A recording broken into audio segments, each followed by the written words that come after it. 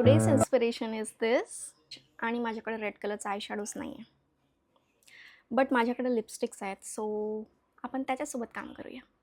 So first मी diagonally mark करणार आहे की मला कशा टाईपचा लुक हवा आहे, बिकॉज लिपस्टिक्स ब्लेंड करायला इज व्हेरी डिफिकल्ट.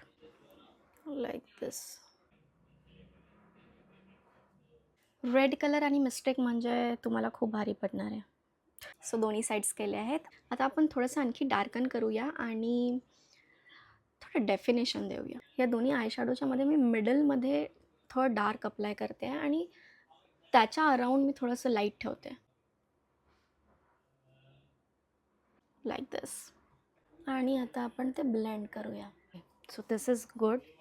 इथे थोडंसं हुडेड असल्यामुळे लिपस्टिक इकडे तिकडे झाली आहे, बट आपण त्याला कन्सील करूया. सो मी कन्सीलर लावलं आहे आणि मी थोडं फिंगरनेच ब्लेंड करणार.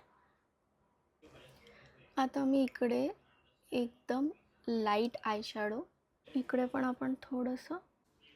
ओके, सो या लुकचा मोस्ट ऑफ द पार्ट झालेला आहे.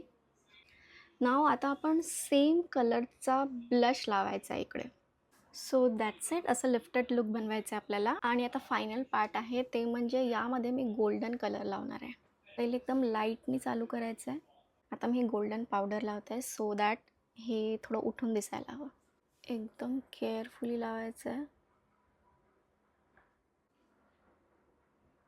आणि सेम मी इनर कॉर्नरमध्ये पण लावणार. आता मी आयलॅशेस लावून येते. सो मी आयलॅशेस लावलेले आहेत आणि इयरिंग्स पण घातलेले आहेत आणि दिस इज माय फायनल लुक.